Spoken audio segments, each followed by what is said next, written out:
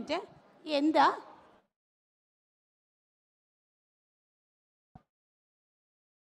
అంటే ఈ ప్రొడక్షన్ వస్తే చాలా సినిమాలు అంటే ఈ ప్రొడక్షన్ వస్తే చాలా ప్రిలీజ్ ఈవెంట్లు చేసామండి. అవును చాలా చేసాము. అంటే ప్రొడక్షన్ చేయదండి. రాజా నా ఫ్రెండ్, తన ప్రొడ్యూసర్ ఒక నుంచి నా బాగా క్లోజ్ ఫ్రెండ్. రాజా అది 6th ఫిల్మ్ అనుకుంటా. రాజా కన్నా ముందు డైరెక్షన్ స్టార్ట్ చేశాను. అది ఇంకా 3వ సినిమా అయిపోయి 4వ సినిమా దాంట్లో ఉన్నాను. రాజా ఫస్ట్ ఆ రోజు రిలీజ్ చేస్తా 7వ 8వ కూడా లైనప్లో పెట్టాడు. 7వ కూడా షూటింగ్ జరుగుతుంది. జెట్ స్పీడ్లో వెళ్ళిపోతున్నాడు.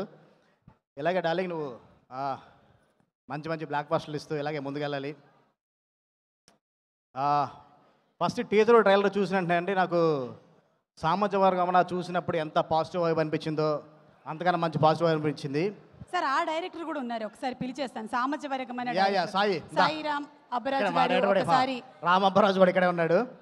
సామాజిక వర్గమైన మంచి అది రిలీజ్కి ముందు రాజా ఎంత హ్యాపీగా ఎంత జోష్లో ఉన్నాడో కరెక్ట్గా ఈ కేరామ్ రిలీజ్ ముందు కూడా అంతే జోష్లో ఉన్నాడు రాజా. అసలుకి ఎప్పుడు ఫోన్ చేసి డార్లింగ్ కొడుతున్నావు, గట్టి కొడుతున్నావు, సామాజిక వర్గంలో కానీ గట్టి కొడుతున్నావు అని అదే పాజిటివ్ వేవ్లో ఉన్నాడు.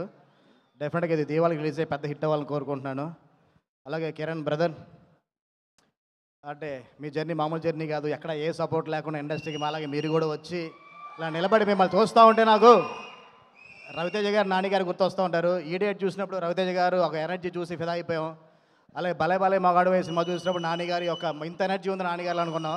తర్వాత మళ్ళీ ఇప్పుడు కేరాంప్ టీజర్ ట్రైలర్ చూసిన తర్వాత కిరణ్ అబ్బవరమేనా ఇది అని ఒక చిన్న షాక్ అయిన బ్రదర్ నేనైతే కనుక. అంటే అప్పటి వరకు మీ సినిమా జర్నీ వరకు ఈ సినిమాతో డెఫినెట్గా మీరు ఇంకా నెక్స్ట్ లెవెల్కి వెళ్తారు. అంటే ఇంత ఎనర్జీ ఎక్స్పెక్ట్ చేయలేదు మీ దగ్గర నుంచి. అంటే ప్రతి ఫ్రేమ్లో ఎనర్జీ అసలు మెయింటైన్ చేయడం మామూలు విషయం కాదు.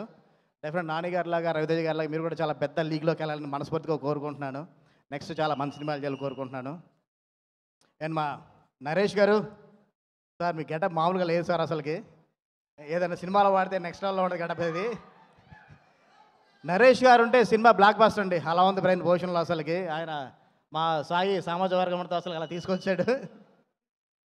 మీరుంటే పాజిటివ్ వైపు సార్. థియేటర్కి వెళ్ళాలనిపిస్తుంది. అంటే మీరుంటే ఓవర్సీస్లో కూడా టికెట్లు తెగుతున్నాయి అంటే ఆ రేంజ్లో ఉందన్నమాట. ఈ సినిమాకి మీ డెఫినెట్ మీ క్యారెక్టర్ చాలా హెల్ప్ అవుతుందని కోరుకుంటున్నాను.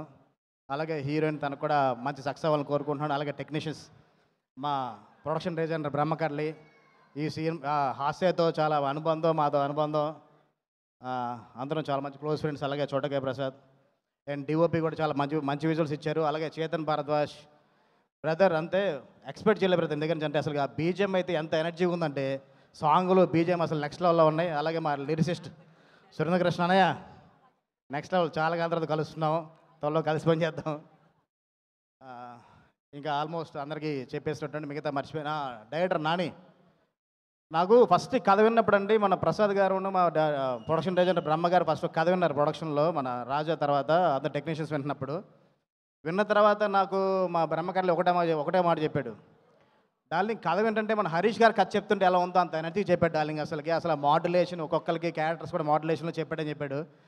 ఆ రోజే బ్రదర్ అనుకున్నాను డెఫినెట్గా నువ్వు కూడా మంచి రైటర్ అవుతాను. చూస్తే విజువల్స్ కానీ అంటే కామెడీ పంచులు కానీ చూస్తే అర్థమైపోతుంది. అసలుకి డెఫినెట్గా మీరు కామెడీలో మీరు ఒక మార్క్ వేసుకోవాలి, మంచి సక్సెస్ చేయాలని, మంచి సక్సెస్ అవ్వాలని కోరుకుంటున్నాను. దీపావళికి అన్ని సినిమాలు వస్తున్నాయి. అన్ని సినిమాలతో పాటు మా సినిమా చూడండి, 1-2 సార్లు చూడండి, పెద్ద సక్సెస్ చేయండి. Thank you so much. Thank you sir. అలాగే డైరెక్టర్ సుబ్బు గారిని కూడా ఒకసారి స్టేజ్ మీదకి రావాలి.